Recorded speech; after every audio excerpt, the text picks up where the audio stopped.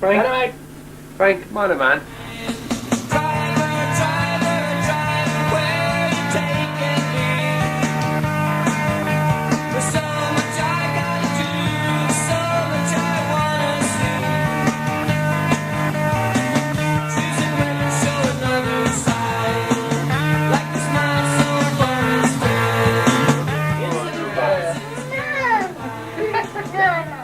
Can I Be Frank is all about capturing real, authentic, unedited conversation. It's funny though, I'm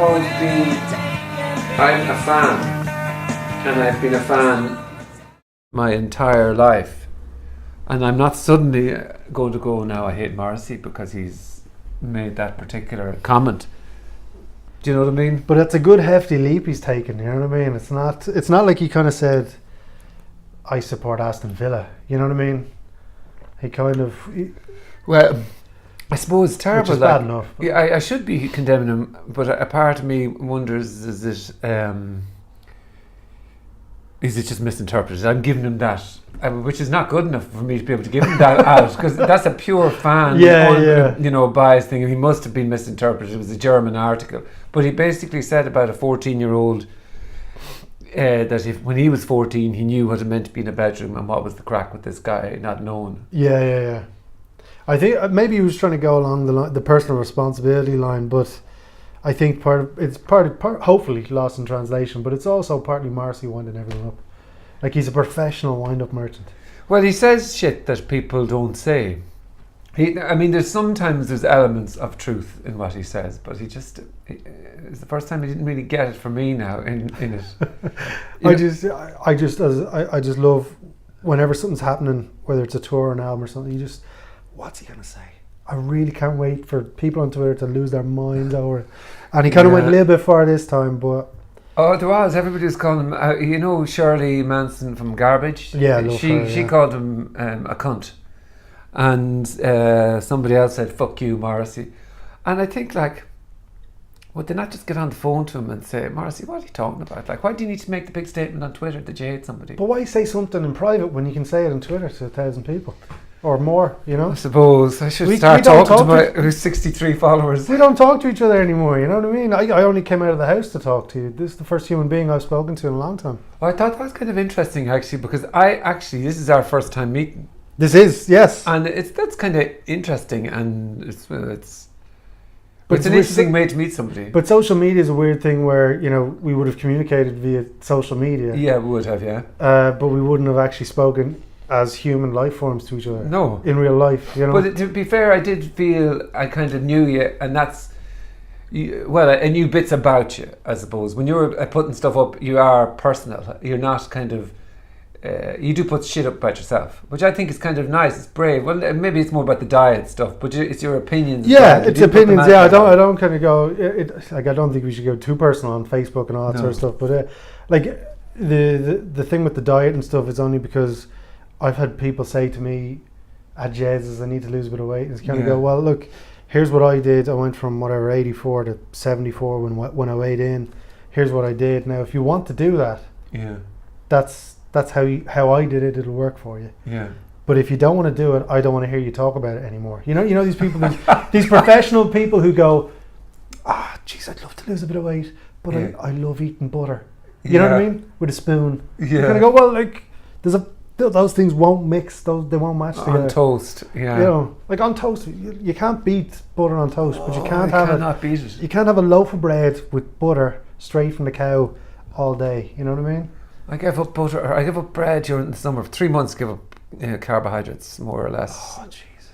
And then I went back on the toast, and I don't know if I'll ever give up toast again. I think it's one of the greatest things ever. Now I start piling on the fucking pounds, maybe. Yeah, but look, if you exchange toast for heroin there in that last sentence, it's exactly the same thing. The carbohydrate has the same, not the same as heroin. It's cheaper, but the effect is similar. You get that a hit of carbohydrate from the toast. Yeah. And then you're going to be forever chasing that dragon now.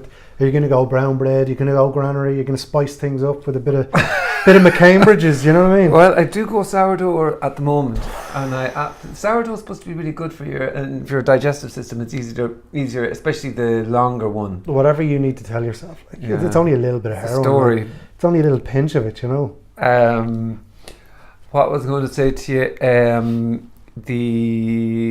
I listened to your third podcast, the one about the rugby. You got a bit of everything in there as you were driving home in the car. Is that right? Yeah, that's right. Yeah, like I got sick and tired of shouting at the radio and the TV and Twitter, and all this sort of stuff. So I just thought I'd shout into a microphone for a little while, and I kind of try and keep it.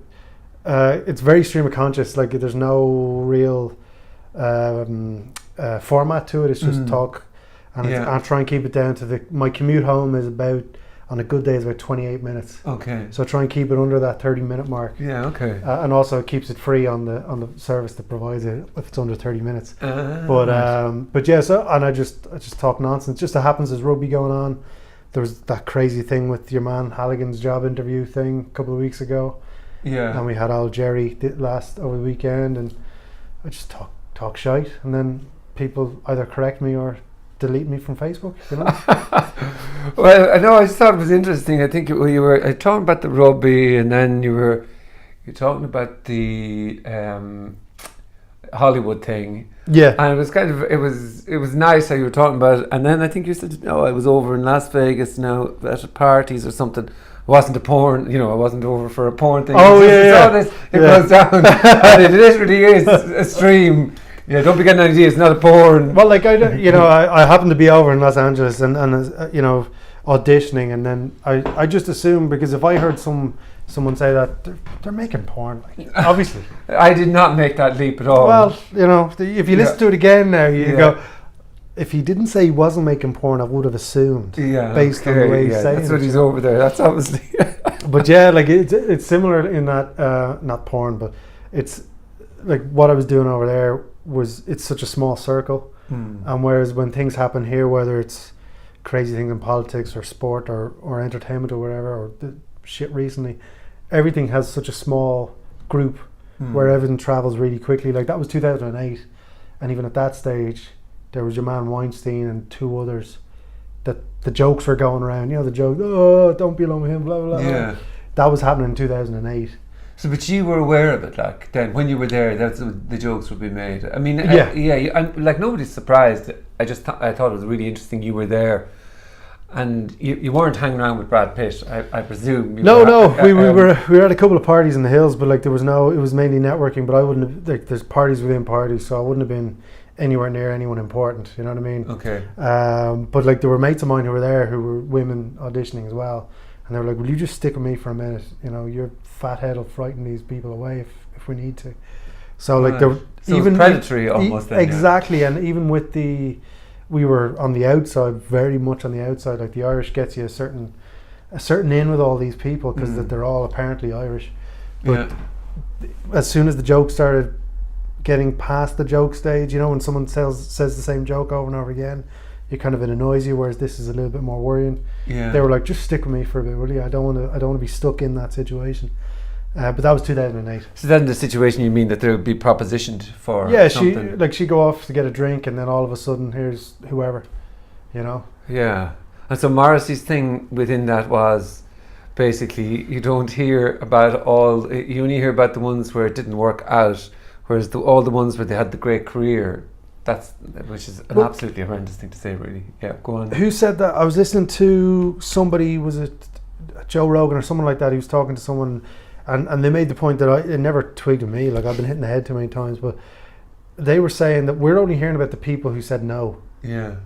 You know what I mean? Like they're okay, and there's some people who said yes, but we're mainly only hearing about the people who said no, try to get away.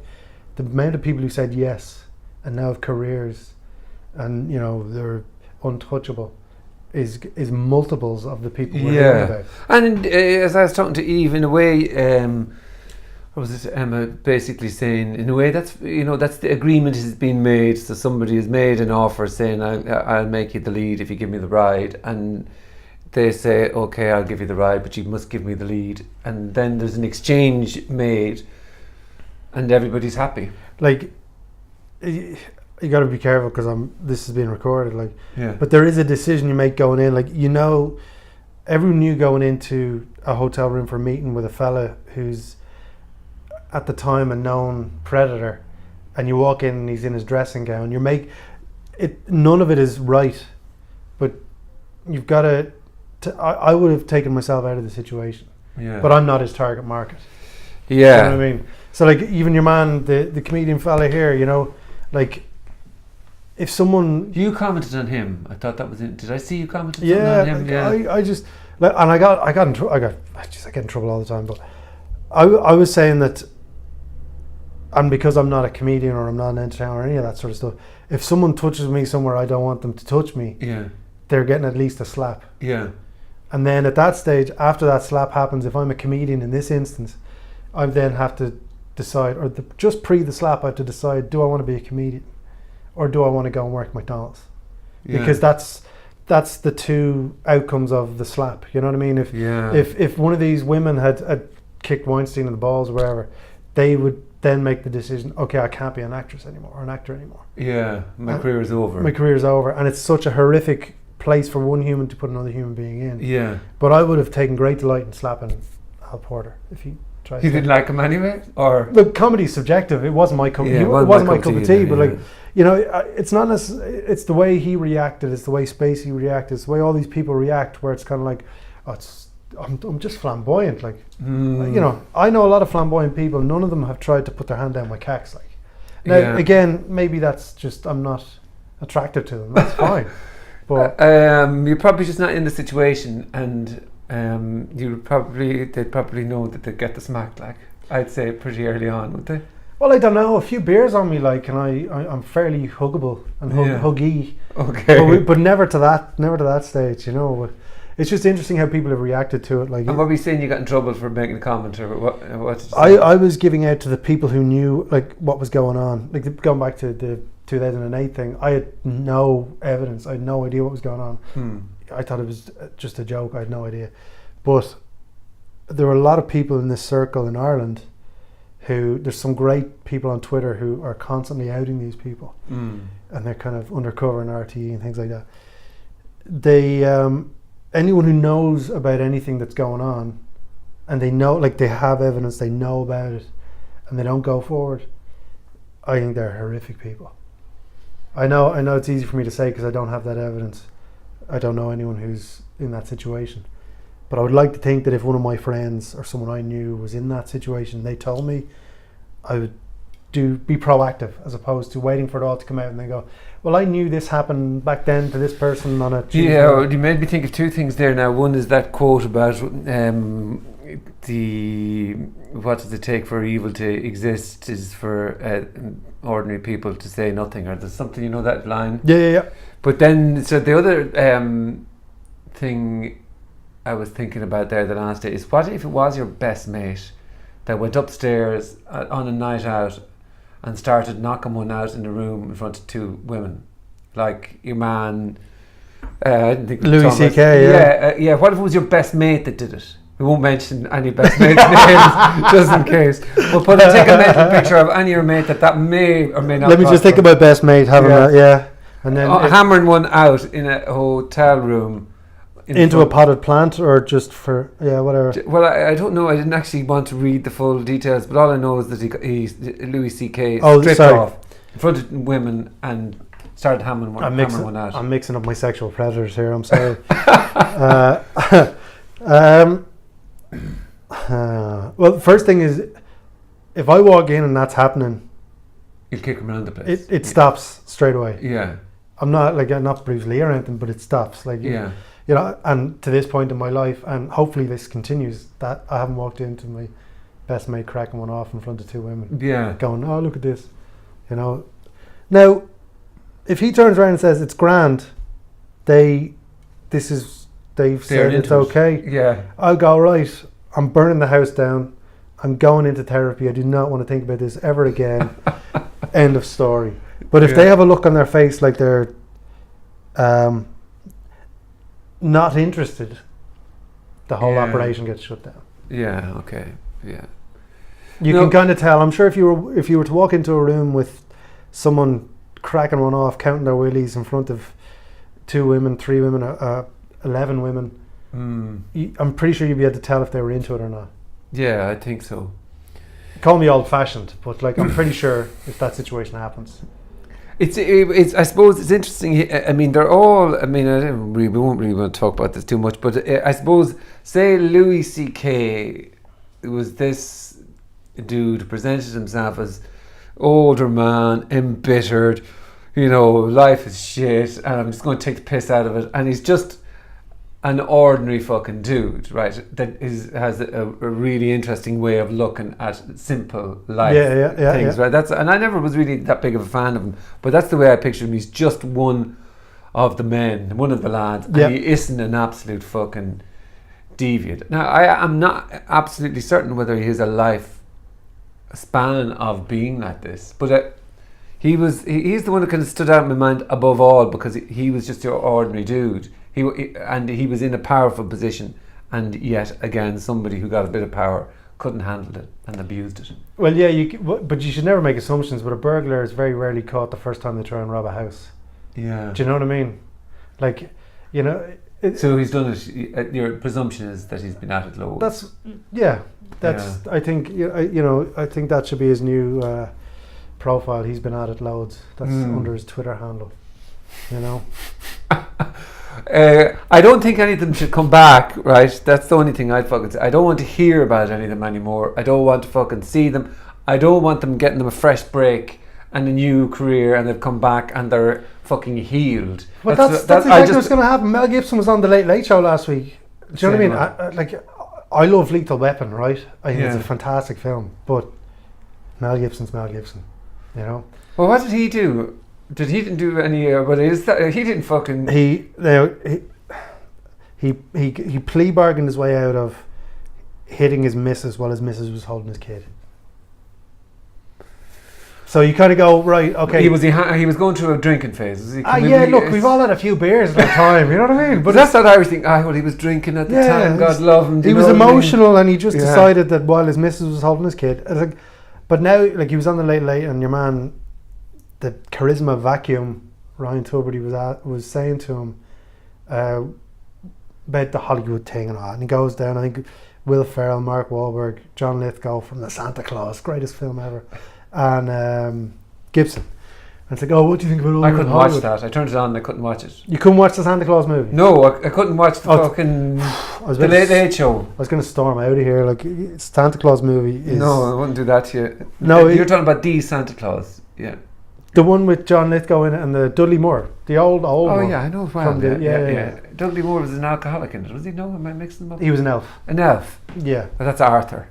Anyway. Yeah. But Dudley Moore didn't have that many.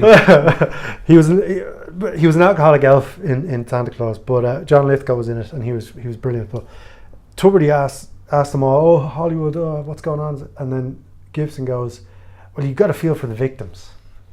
And you kind of go, look, I know all of these people, all these celebrities, they've no idea what real life is or how real life works, or, you know, there's no kind of penalty for what they do ever, like, at all. But they put him in that position, and Tubbs is not going to ask any hard questions. No. You know what I mean? So I was like, okay, let's move on then. You know, it's like, it's just horrific. But he's back in the spotlight. Do you know what I mean? Yeah, well, you see, they're all doing this thing as well now. It's not just in Hollywood. It's like kind of what the priest was saying. Well, you know, it's not just the priests that are pedophiles. Like, it's widespread. But that doesn't... I think the best fucking thing about the whole thing is this idea that nobody, or people are going to rapidly become disillusioned with the idea of celebrity and specialness and somebody being more special than somebody else. And like the idea of priests were put on a pedestal until it was revealed. Now, it's not the same, but it's not fucking a million miles away. No. But it's the same, somebody using power over somebody. Yeah. And people are slowly but surely seeing, whether it's government or fucking celebrity, that human beings aren't special, and anybody with a bit of power normally is a dickhead. You know, you use this and abuse it. Yeah, well, it's so easy to become a celebrity. All you have to do is do something crazy. Do anything crazy. Make a sex tape, you know, have a wank into a potted plant, whatever it is, you know what I mean? Now, I know there are other ways. You'll make it with that. You get the views up, will you? Look, I'm not allowed in Phoenix Park anymore during the day, ruining the plants. It's hitting the deers that's the tricky part. I've said too much. It's during the day, you can't do it at night. There's too many cars parked in the middle of the night. I don't know what's going on. They keep flashing their lights at me. There's the dogging going on in the middle of the night as well down there. It's like, it's too much effort to drive to the Phoenix Park. I'd rather try and have a sleep, you know what I mean? It's not a spectator sport, let's be honest, you know what I mean? Dogging? Yeah. Well, the riding part. Dogging is the riding, no. Okay. Maybe I'm doing it wrong, but it's not a spectator sport when I'm doing it. Yeah, very good, yeah. Some have said, the paying audience have said. What was I going to say to you? The last thing I would say about it is this, I hope nothing comes out about Bill Murray. I think there's death taxes Bill Murray's grand. They're the things. It's over if Bill Murray has done something. There's no way. Yeah. Bill Murray is a sainted man. I don't think he's. We see that's the thing, though, isn't it? We need these people to be that we hold up almost. You need them to be that character that you've painted in your mind. That Bill Murray has the cigar and the whiskey, and he's going to sit there and just have the crack with you. And he's unassuming. He doesn't give a shit about being a celebrity, and he's amazing. I think that's fair. You know what I mean. I think he leaves shrubbery alone. I don't think he does anything in front of people that they don't want done in front of them. And I think Zombieland is one of the greatest films ever made in the history of the world. So Zombieland, and I haven't seen Zombieland. It is just fantastic. But death taxes Bill Murray's going to be okay. They're the things to believe in. Okay, I think they are. Yeah. Anyway, what was it was what I wanted to talk to you about, I suppose, is sport is your real love. Is that obviously you have a voice in a lot of things, but sport is your passion, is it? Yeah, I think it's mainly because I was never good enough to do it professionally that I'm passionate about it up to that point. Yeah. Then I get bitter.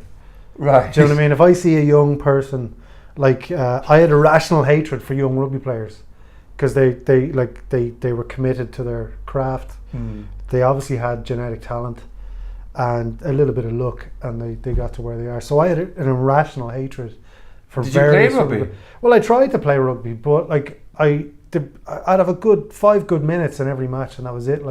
But I was very young. I never played it. The old man played it, but I never did, because I'm not a big guy or anything, but I was tiny. Since you're bulky enough, though. I was tiny back then, and I finally grew into this head, which is good. It's taken 30 years, but I was like one of those troll dolls. That's what I was like when I was growing up. Yeah.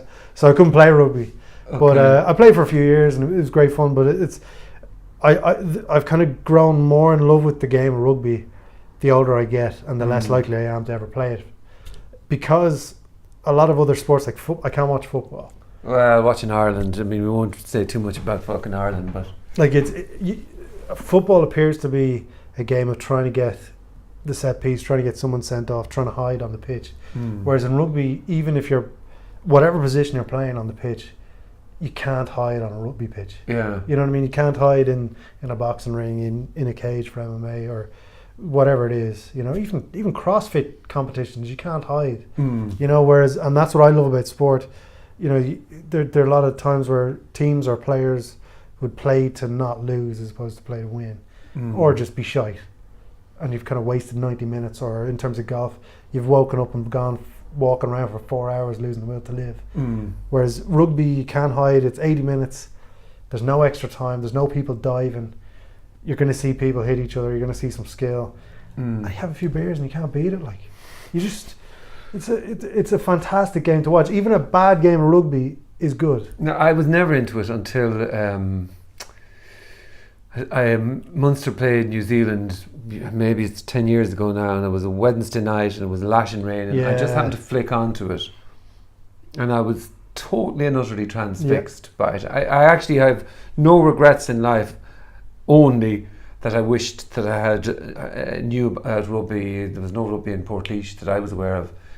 Hurling and football. Well, I wouldn't have even considered rugby, but now, if you gave me the opportunity, if you put a young body on me now and going back to play rugby, I definitely would have played it, and I would have killed myself to try and do better. I think it's the greatest sport. It's fantastic, but the thing that's kind of worrying me watching it now is and with education of head trauma and things like that building up, these guys are going to be messed up when they're older. Like, it's going to be horrific. So you're kind of watching and you're going, oh, he's hit him, yes, smash him up.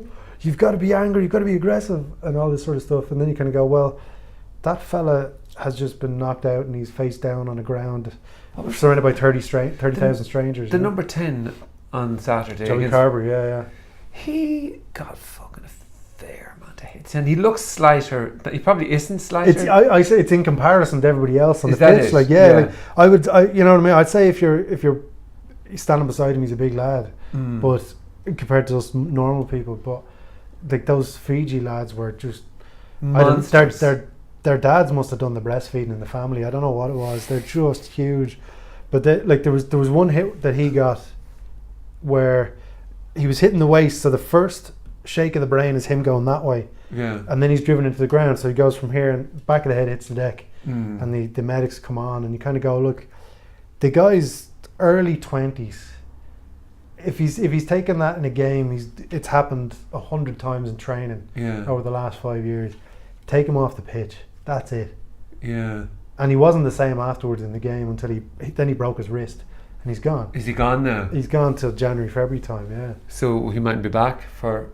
They reckon mid-Jan, and he might make it in for the Six Nations. But like, if he'd have gotten through that game, or if they'd have taken him off, there's a run of games between now and Christmas for Leinster where he would have been playing quite a lot of them in that position, which is what everybody wants. Now people are saying he should move away to play in that position, which is not something you want. But I was saying it's difficult that I know the medics are taking care of the players, and maybe I'm just cynical on everything, but the business commodity of Joey Carberry on that pitch needs to be on that pitch.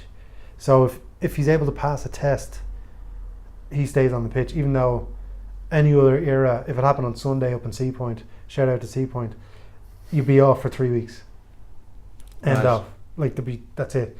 Like when the old man played rugby and he gets a hit, you're 3 weeks, you can't do anything but drink Guinness. That's it. Now I know it's a different time, but like, yeah, but still there is that. Well, just from my limited knowledge of looking at it and going, this guy is just after being fucking battered, and he still has to get back up. There's no reason, given the nature of that game, even that he has to stay on the pitch. If it looks like a duck and it quacks like a duck, it's been hitting the head and it should go off the rugby pitch. Do you know what I mean?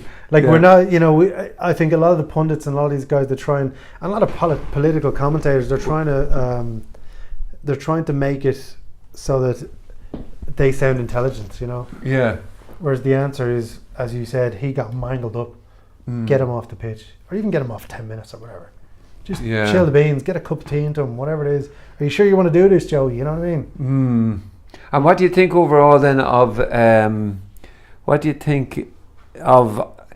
Like, I've always watched the football, and you just expect to be second best. They try and whatever, but they expect to be second best, and that's the way they almost play. I mean, they don't even pass the ball, and they don't even know how to keep the ball. And anyway, but watching the rugby, you're watching one of the best teams in the world. I mean, I think for me, it's just a phenomenal thing to be able to watch our home country, and they're one of the best teams in the world. It's fantastic. But my favourite thing about watching football, because I watch Ireland play football, but I wouldn't watch. Like, I was a Liverpool fan in the 90s, and then that was it. I couldn't handle it when Sky Sports came along. But the thing I love about football, and Ireland are similar to England in that anytime England qualify for a World Cup, they're going to win it. First one since 1966. It's going to be brilliant. And then it just the wheels fall off. They all turn on each other. It's tremendous to watch. It's like watching a soap opera. Ireland have become the same, where we get to a playoff. All of these people who should know better are saying we could beat Denmark. We could look. What the fuck have Denmark ever done? Butter and bacon. That's it. Good beer, but that's it. Like, and then it's like they didn't bother trying in Copenhagen. That's what you were particularly slating up, saying they didn't try. I think it was tactically they were inept, and technically they just can't pass the ball. They did, James McLean never stopped running the whole game. But that, like, and they talk about his work rate, but like, what did he do? Do you know what I mean? Like, I know he's running around, so it's just work rate. That's but all. So that the GPS says he ran 14,000 miles. Like, how many tackles did he make? How many passes did he make? How many passes forward did he make? There were more backwards passes in that home game than in the last Ireland match. and you have to pass backwards in rugby. Yeah. Like it was just like people keep saying James McLean, he's running around like a headless chicken. I used to do that playing in the field when I was 8. You know what I mean? Yeah. I know people say, oh, you shouldn't be putting the boot in. It's like, look, you've got to be honest with what you were doing. I was watching it now again. I don't know a lot about football. I've put my hands up, but it looked like no one wanted to take responsibility, knowing that it could blow up in their face. I thought Martin O'Neill did that at half time, changing the midfield guys, bringing on attacking guys who they were shite. It didn't work. But I think the message he was trying to send to the team at that stage was, go for it, lads. I'll take the blame for this. Give it a bash. Whether it's 2-1 or 12-1, it doesn't matter. It's a second leg of a playoff. But none of the players on that pitch were willing to stand up and take responsibility and go, right, lads, we're going to go for it. I'll take the blame. That's me watching it from the couch. Whereas watching, Ireland the other day, it's a different game. It was an experimental team. But if you're looking at Ireland versus England in the Six Nations last year, February, March, the whole team wanted to stand up. I know it's England and you always want to beat England, but the whole team was willing to stand up and take responsibility. You almost can't compare the ability, because those Irish players, a lot of them would get into any of the main country teams anyway. I mean, they're all... Yeah, you're right. The skill level is different. And the mentality level of rugby is you can't really turn onto a rugby pitch and not give everything, because the chances of you getting an injury probably are way higher if the intensity isn't there. But on the football, to me, it's like watching Man United, almost watching the Irish team. It's just inability to pass the ball, and this almost anti-football, this almost fucking it's all about the victory. It doesn't matter how the victory looks, it's all about winning, and it's not all about winning. I mean, that's why you have supporters. If it was all about winning, don't bother having supporters and trying to please the supporters. But do you think then the passing issue is happening because I have the ball, you're over there, I'm frightened that our opposition is going to intercept this, kick it away, and get an absolute bollocking from everyone on Twitter, everyone on Facebook, my manager, my wife, my dog, my dad, my granddad, all who I'm supporting with my 300 grand a week wage. Do you know what I mean? Like it's hard to motivate someone on that cash, number one, but number two, then because you're paying them so much, the backlash is going to be even more. Like Rooney gets awful stick, and I know he's whatever, drunk driving, riding grannies, whatever he's doing. But that's none of my business. Like you wouldn't care about it. To be honest, you wouldn't care about it if he's doing it on the pitch. Exactly, but because he's not doing it, they're going to go, oh, it's because he's doing that. But to be honest, if you watch Ireland versus Wales, we won that game we had one attack in the whole game, and so the idea was to soak up all their attack and then kill the game almost, and then get a sneaky break. But it was never to play football. Yeah, okay. And they give it nobody is allowed time the ball. But like I watch it with my own kids, and it's get the ball out of there, kick it. That's the tactical thing. And that's happening at a young age. Yeah, kick it. But that's how we all started playing football. At the age of 4, that's how we played football. We just booted it as far up the pitch as we can. We weren't thinking get it away from where they're going to score. Just I love kicking a ball. But you would spend time. You would, like when you were playing football, if you did play it out in the greens, it was fun, and it was playing, and it was trying to do skills, and it wasn't. It was the art of playing football and keeping the ball on the ground and trying to do tricks and get past people.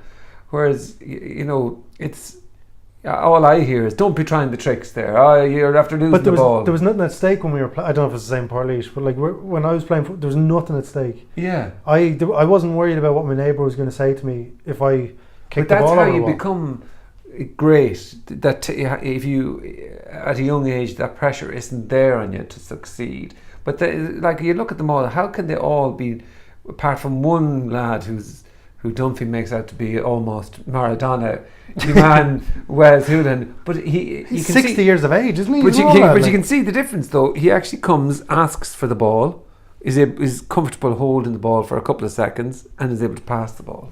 But for example, who's Wes Hoolan playing for? Is it Norwich City or something? He doesn't even get in the first team. He doesn't even get in the first team there. And Dunphy, who I don't like, but he's now saying a guy who can't get into are they even in the Premier League? Whatever league they're in, he can't get in the team, and he wants him to play for Ireland. But he is right, though. He is right in the sense that at least when Wes gets the ball, he doesn't boot the ball up, and he can link up play. And I can see that really clearly. It's just that Martin O'Neill doesn't want him because he'll make a mistake. And Martin O'Neill's whole strategy is have players on the pitch that won't make mistakes and they won't concede. But is that not what football is now in general terms? Not all teams, but is that not what the game has become? Well, that's maybe why I don't watch it. But the likes of Pep, what's his name, Guardiola, or the man from City, they play football. I mean, it is passing the ball. It's not great to be playing against them because you never get to touch the ball. But at least it's playing. You know what I mean? Oh yeah, like I'm coming at it. I know nothing about the game. I'll watch Ireland. That's it. Like, which may not be the best way to go about it. But it's like it just has become a negative game. Like I can't imagine paying money to watch Ireland play football. I don't know. Yeah, I wonder now. I don't get excited about it anyway. I don't. I mean, not compared to the rugby. When the rugby comes on, my heart beats. I can feel myself tense. I'm just so fucking excited, and from the moment the game starts, it's got something. I'm going to the Argentina game on Saturday. Are you going to that? No. If there's any free tickets going, hook me up. No, I'm not. I'll sit on the couch. But it's like, I think the crack in. I think if you grow up with Euro '88, Italia '90, USA '94, and the teams that were there, even though the football wasn't necessarily great. Like in my my lifetime, I got the end of Brady, the end of McGrath, the end of Keane. They're the three big guys, and Robbie Keane's debut. Those are the big milestones in terms of football. But there's no one who would have done on Tuesday last, who would have done to Denmark what McGrath did to Italy, what McGrath did to Baggio in '94. The ability to be able to control the game like that. Absolutely. And Baggio was the guy who was going to unlock everything. He was MacGyver. And McGrath had him in his pocket all day. Not one. And McGrath, okay, he's skillful, but he had no knees. And whatever other issues were going on, he couldn't run, he couldn't move, but he was willing to put himself on the line there. Yeah, well, you see, though, we had, maybe that's the big thing, we don't have, Seamus Coleman was as good as we had in terms of getting to we'll say a tier 1-ish player, and he was gone, so we had no real keen McGrath leader, somebody that all the players could rally around because they just have that feeling of we've got somebody who's world class on the team. Like Wales would be nothing without, and they were absolutely nothing without Gareth Bale. And was there another guy, Ramsey or something? Ramsey plays for Arsenal, but they're out weak mentality now. You're getting me going now. That was on the list of things not to bring up. Yeah, Arsenal. Arsenal is it's just a weak team. It's weak mentality. I like their manager. He looks a bit like a kind of a weird cyborg kind of guy. Wenger. Yeah. He looks like a James Bond baddie. I'm just waiting for him to just lose the run of himself and just. He's a bit too long in the game now. He's a romantic. Again, he's somebody. They play football. Like this is what I'm talking about. Where if you sat and watched the game and Arsenal are in full flow, you're just going to be enjoying it because it's constantly going forward, and that's the way you were killed in Manchester United if you passed the ball backwards. That was nobody passed the ball backwards. Keane, they all used to scream at each other if anybody passed the ball. It was always forwards. And I mean, and passing the ball forwards as opposed to hoofing it. That, you can come on us again. But it's just a weird game. It's like football, tennis. Now the best bit about tennis is what's Maria Sharapova going to do next? Yeah. She got done in this other fraud thing this morning. I saw something about some houses in India. I don't really follow the tennis now. No, look, if you're buying a gaff, it's not going to be in India, but it's a bit of a commute. But she got done for that other drug, and you need to be on drugs to play tennis. Yeah. Let's be honest. Tennis, I actually used to play it though. I haven't watched it. But imagine if you took drugs, how much better at tennis you would have been. Yeah. It'd be amazing, actually. Like, don't take drugs, kids. But like, if you want to be a professional, you kind of have to. Cycling as well. You can't. I know we can all cycle to the shops, but you can't do the Tour de France without a arse cheek full of drugs, like. But we got to be honest with sports. You know what I mean? You can't run 100 meters in 4 seconds without horse steroids. Do you think there's anything? I have heard rumblings that there could be in rugby. I would hate to think that would actually fucking kill me in terms of, unless they were all at it and then it's equal playing field. But there you go. That's the question in sport. Do we say, because now it might have changed in the meantime, but I wrote a story a few years ago, and I went through the World Rugby Handbook, and they have a scale of testosterone level that you're allowed. So I don't know the science behind it. I just know the numbers at the time were you can be between 0 and 6, whatever that means. I don't know. Right. So most normal people, I would assume, are walking around at 0, 0, 0, 1. But you can have 0, 6, whether it's proper or whether it's natural or not natural. Once you're in there, you're fine. Right. The Olympics is 0 to 12 or something. Or if you're a Russian athlete, 0 to 600.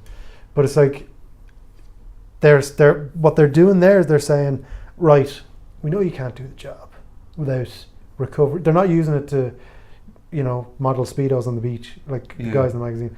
They're doing it for recovery. So because you can't do the job, so they're kind of saying, okay, you can have a little bit, and most of you are mutant anyway, so you'd be naturally higher than someone working in an office. Yeah. But here's what we're going to let you do. Now, this is a few years ago. Maybe it's different. But then you hear about guys like guys in Racing in France got caught last year, the year before. South African teams have had awful trouble with it, and they kind of go, well, suddenly they were all asthmatic. They all need this cream to clear up an ailment.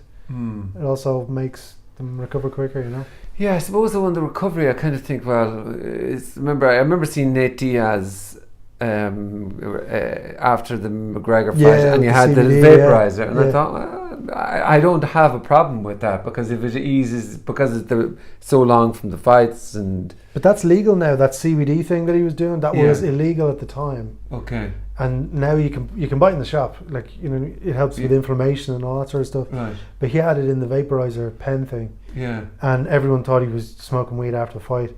He's like, no, it's CBD oil. It's the non-psychoactive. Okay. And initially they were gonna fine him for that, but now it's not on the banned list. Everyone is using it for recovery at every level. Right, that's very interesting. Yeah, so then it's what we're saying really. If they're using it in rugby to enhance, but see your man there, the cyclist guy. What's his face? The British fella? No, your man was on Oprah. What the fuck is he called? The main... Armstrong. He's made such an unbelievable comeback. Joe Rogan had him on recently, I think. And then somebody else had him on. He's made like a complete comeback in terms of how he's seen. And to me, he was one of the most hateful, aggressive, competitive people that just wanted to win above all. Well, he screwed everybody and anybody under the sun. He was the sporting equivalent of a kid who steals something from another kid, says they didn't steal it, and they just keep sticking to that story. Yeah. Fuck you! I did not steal it. But I suppose we have to admire that. I mean, if you're going to stick to on that scale, But if you're going to stick to the lie, you might as well make it as big and just go all in. Like he was kind of going like, she's lying. Look, she's got fake boobs or whatever. You know what I mean? The excuses kept coming. Yeah. Look at him. He's got 4 balls. There's no way he's telling the truth. Discrediting everybody. And then all of a sudden, it just the house of cards fell down. He's like, "Oh, you caught me. Fuck's sake." Yeah. And then it was the apology, and I need help. Yeah. That's the fucking thing. Oh, I need. I'm going to go therapy. That's the thing. I'm going to go. I'm going to reevaluate my life where I've been cheating people for 30 years. I have to sell my private jet to get over this. I'm going to fly first class. You do? It's not. You were a wrestler. You were an amateur wrestler. No, pro wrestler. Yeah, so that's a big fucking. Talk to me a bit about that. Well, my career choice. Yeah, my dream growing up was to be a pro wrestler. Yeah, I was like, we all start off at the age of 3 and we don't know anything. You see it on TV or whatever age. Like I actually remember the first time I saw it, and I was sitting on my parents' bed. My old man was walking back and forward, giving out to me about something. I don't know what. I drew on the wall or something stupid. Yeah. And he's walking back and forth, giving out. And on the TV in the background, Hulk Hogan's on the TV. All right. Yeah. And he's like, yeah, what's going on over there? And so like this guy who was on the screen punching somebody else. That's brilliant. I don't know why I thought it was brilliant. That is brilliant. I love it. So then the next day, my sister and I are punching each other and all this sort of stuff, like all kids do. And then I just, most of my mates grew up and grew out of it. And it's a phase mostly. Yeah, it should be. Yeah. Like if you want to be a normal human being, it should be a phase. Yeah. I've just offended all my mates who are professional wrestlers now. But like you should grow out of it into more adult things, you know. Yeah. Like I don't know. Well, you shouldn't fucking do anything, really.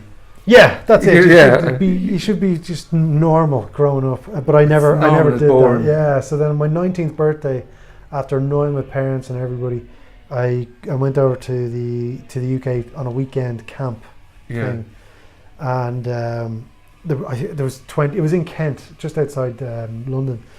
And you do your warm ups, you get in the ring, and you take a bump, which is when you see the guys fall on their back. Right. And the big circle, everyone takes a bump, and you get up and try and get up. And I just remember everybody took the bump, and you could see just their eyes start welling up because you weren't told to tuck your head. So it's just full on trauma. Okay. And people would just go to the side, and I hit it. And it was like a gong, those big Chinese gongs that they hit. Yeah. That went off my head, but I got straight up. I was like, I'm fairly certain I've damaged myself, but I want to do that again. And so that continued that weekend. And then a gym opened up here in Bray, run by Finn Balor and Paul Tracy, the godfathers of Irish wrestling. And Paul Tracy's the best coach in Europe anyway. But like a load of his guys have gone on to make money at it. So I got there around my 21st birthday, started in there, and from there we'd wrestle all around Ireland, and I wrestled in the UK, Australia, a little bit in America. So are you doing this full time? I did it full time for 1 year. For 1 year? When I was in the UK, it was every weekend. But that was it wasn't cool then, so it wasn't a lot of money being made then, but now it's taken off. It was a huge fucking thing to do really though, wasn't it? In terms of, talk about the normal path there, but to go and pursue something like that, it's very brave of you. But was it just a total falling in love with this thing that you witnessed when you were a kid and you just wanted more and more of it? What was it? You were obviously sucked in by it. I was addicted, and I would still be addicted to the bit in the ring where when it's obviously it's not legit, like it's people working together. It's like it's basically Shakespeare, but a little bit more violent. Yeah. Maybe less believable, I don't know. But when it's done right, there'll be moments in a match where I was able to make you sitting there going, I just dropped a knee on that guy's face. Yeah. And the whole idea was to get that guy back from that moment to beating me, or the other way around. Yeah. And I was to bring you along on that little journey. It's a play. Right? Exactly. It's a good way to put it, like, actually. Exactly. And it's like but you forget that it is. When it's good, you forget. Exactly. Yeah. And like that's the whole thing. Like you could go and watch a show. There are a lot of top level guys in Ireland and girls in Ireland. And there are times where you're watching it and you go, you forget that you're watching a fake predator, whatever the word is, sport thing.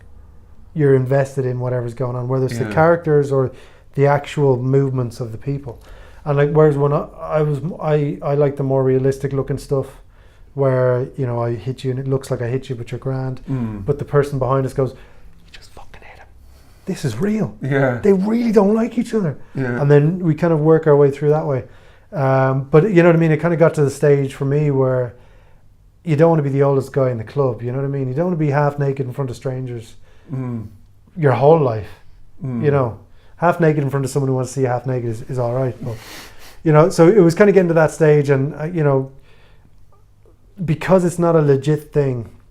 Whereas if you and I get in a cage and you knock me out, it's cut and dry. You know what I mean? Whereas if in wrestling, because there's so much working together, it's entertainment. Yeah, it's complete entertainment, but it takes two people. And if you're in there with someone who can't hold up their end of the bargain, and I'm sure people would think I wasn't able to hold up my end or whatever, it gets really hard. It gets really tough to kind of work through it, and it gets really annoying. And that was happening too much. Okay. Where whether it was me or the other person, it doesn't matter. It just wasn't fun. So you kind of drive in 4 hours. So you're trying to make it a spectacle, but the moves weren't coming off. Is it the positioning wasn't coming off? Yeah, and maybe like, and maybe part of it, well, being completely honest in this therapy session, maybe it got to a point where I thought I was better than I actually was. You know, kind of way it happens in all things when you're doing it for long enough, whether you're an accountant or postman or whatever. You're doing it so long and you have your routine or whatever, and you're good at that routine, but maybe you're too lazy or whatever to move on to integrate it with something else, and you end up, people think you're not as good as you think you are. You know, it happens. It's in every office. You know what I mean? Yeah. Okay. And I think I realised that maybe that was happening to me. And what age was this at? I haven't done it in a couple of years. Okay, but I'm going to take it back a little bit now, just because I'm curious. Just see. You obviously you fell in love with it, and then but 19 you made the big move over to England. So you didn't your mates were going to college, they'd done their leaving cert, and you took this route. Well, that was just a kind of a first like a weekend thing. Yeah. But yeah, like I was in college and working at McDonald's at the time. Okay. But it was like the only reason I was able to go over there was because I annoyed my parents so much. Yeah. They were sick of hearing it, sick of me watching it, like. And what, they brought you over? No, they just said it was okay. And I think they thought, okay, he's going to see he can't do it, or whatever. I don't speak for anyone else, but he's going to see how hard it is as an endeavour. And he's going to just be gone out of it, and he'll move on to something sensible. Like but they were still very, but still very cool of them to kind of go, as opposed to going, you know what, now you're going to finish college, or you're going to go and do this and this, and you're not going off and then doing that stupid thing, you know, or something to kind of let you decide for yourself and go on and figure out what you want to do. My old pair are fairly cool. Like the older I get, the cooler they're getting. Like, and I do think there was 2 points. Like I think I realised that in terms of the education system and my brainwave activity, I was stupid but savable. There was a little bit of potential there somewhere. But it wasn't in what happened on a Tuesday in 1945 in Normandy. I had no real interest in remembering that shit. Yeah. But maybe this would get me thinking about something else. Channel my energies into something. Yeah. Or or it would just break me and I wouldn't want to do it again. And I'd start drinking or whatever. Like I didn't start drinking until I was 22. Right, yeah, okay. You know, when you give up at life on 20 to 22 when you're in New Zealand and you go, fuck it, I need a pint. But so you went there for a year, and you came back, and you still kept doing it in Ireland, and you were doing tours in Ireland, and how? So what? Like what were you doing at the same time? College and work. And like there was a small group at the time. Like a lot of the people who were there at the time are now on TV, and I'm just ungodly jealous of them, but fair play to them. They had that thing that... This is Seamus, is it? These are a few guys who are on TV now who, like Finn Balor, I heard me told, dropping names there. There's Drew McIntyre. There's a load of guys who are on TV now. And one of the guys who I knew way back, like, when they get popular, they don't talk to me anymore, but they... fucking dickheads. Cunts, That's the truth, is it? I'm going to get text out later. I'll go, I just lost your number that I'm texting you on now. Good, You're an awful prick. Here's a picture of my knob. But, no, don't do that. But no, like, there was, I think a guy started when he was 13. And I think it was a babysitting service for his parents on a Sunday. Right. He was dropped off. I think, what age is he now? He must be 27, something now. And he's now doing it worldwide. Brilliant. And this is Finn? No, this is a guy called Jordan Devlin is the guy's name. I'll be told. But I wouldn't know him, so you can, if you drop away. Google him, you'll like watching him. He's pretty good. But like he started at the age of 13 and stuck at it. And he had that thing. Let me just get this little flick here. Sorry, go for it. That's all right. I bored the camera to turn it off.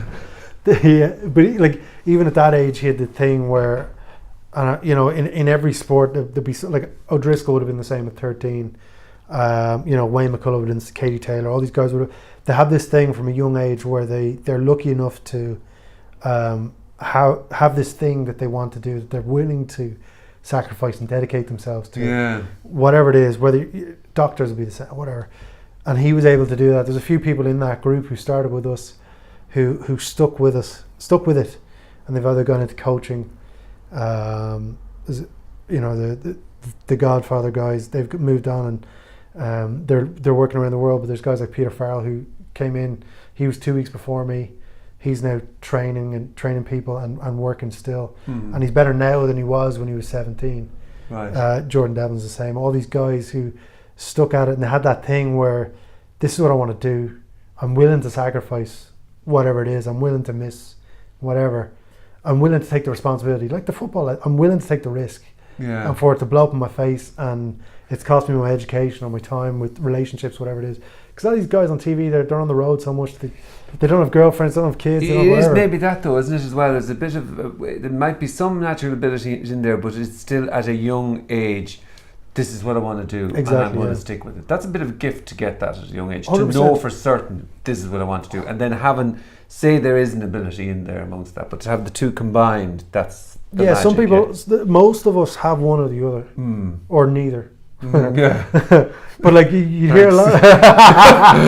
Yeah, I'm only speaking for myself here. Thanks. But like most people have, if they're going to have any of these characteristics, they'll have one or the other. Yeah. Whereas a lot of the guys I know, or in whatever endeavors they're in, whether it's acting or whatever, they realized and they were willing to put the work in, willing to sacrifice, and hard work will always get you there. Like whatever you think about Conor McGregor, he outworked most of the guys on the circuit. Yeah. Now he's just a crazy man. Yeah, I think he's using the plot a little bit at the moment, is he? Or is there? Someone else gives you a check for 100 mil. What else are you going to do? Yeah. Like it's easy, It is easy, yes. It's easy for us to say on this side of the screen where you're kind of going, well, 100 mil, that'd be grand. Like you go absolutely apeshit. Yeah. I would go bananas. Well, yeah. The amount of stuff I could buy in pennies with 100 million quid. Well, he's hammering. I'd say he's hammering the white stuff too now. I think that's what it looks like. Is it? Do you think? We won't comment. Look. As long as he's happy. Innocent until proven. As long as he's happy. Look, if it looks like it's all I hope is just that there isn't a fall as dramatic as the rise, which wouldn't be. As long as he gets the shit back together again. But we're perverts for the fall. Oh, I don't know if I could take the fall. No. Absolute perverts. Like, no matter what it is, we build it up.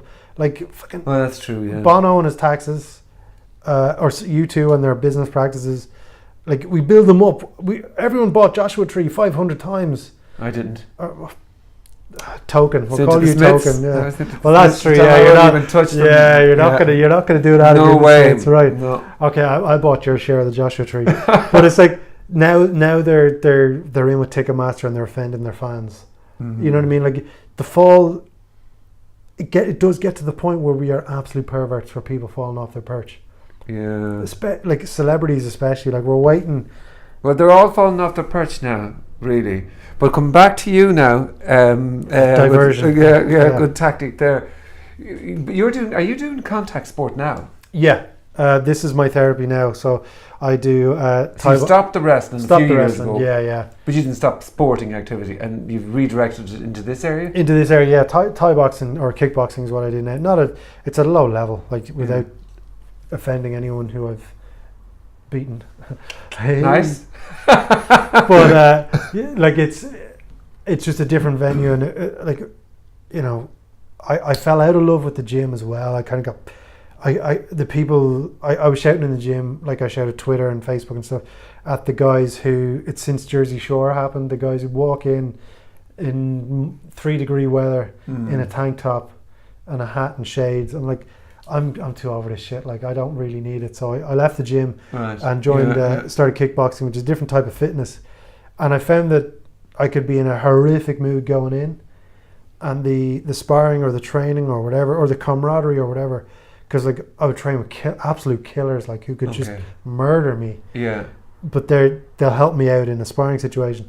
But the singular focus of trying to not get punched in the face gives me a focus that I can bring into other aspects of my life.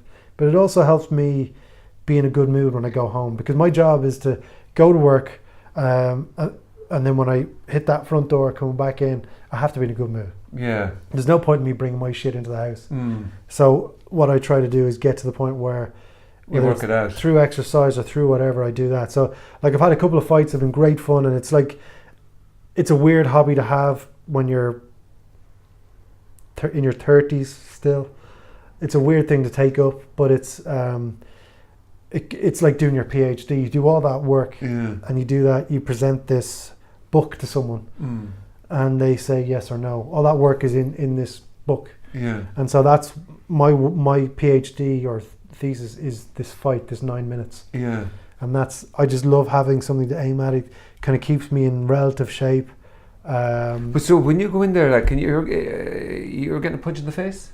You can get a punch in the face? I can get a punch in the face, yeah. Yeah. But it's... And you can be knocked out from a punch, like...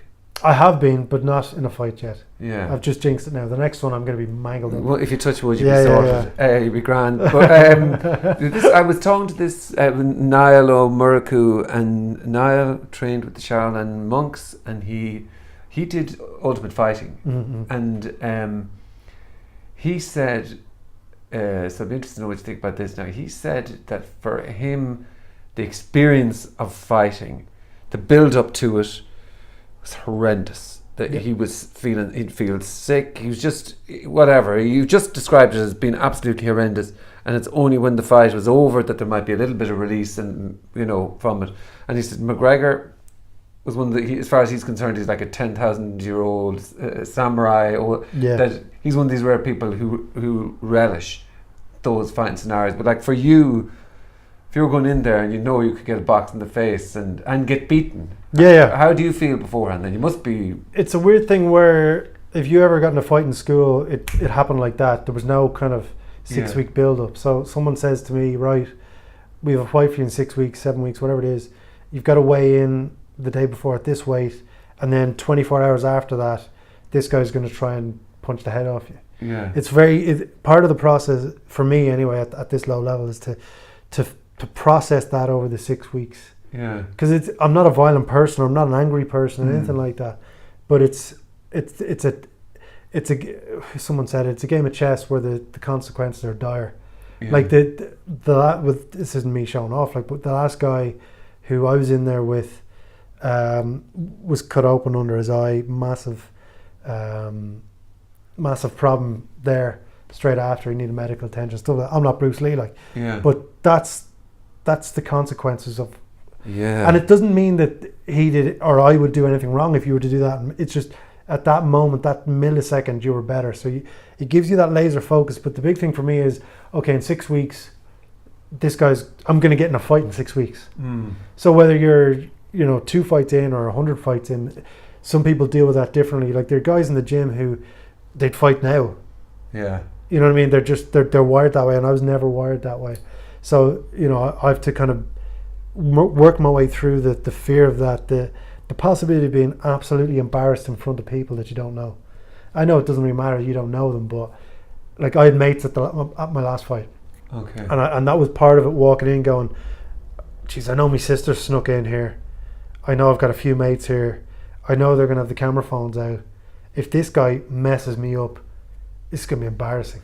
And your sister's there looking at you going, I'd say she could have feeling about you. She could have jumped in and smashed this guy up. Okay. Like, you know what I mean? Well, you mentioned about the wrestling when you were younger. You don't mess with my sister, like, but that's the big thing for me, is trying to navigate that whole fear thing of it's a what happens if, but it's also on this date, this is what's going to happen. Yeah, it's that build up. Yeah, and I wouldn't like that. But see, that's it. I don't like it. Yeah, but it's part of what I'm doing. Mind. That fear, I feel that fear building up in my stomach all the time. And so you've got to work hard. You've got to put yourself in a position where I can't do any more. Yeah. At this level I'm at, I can't get any better.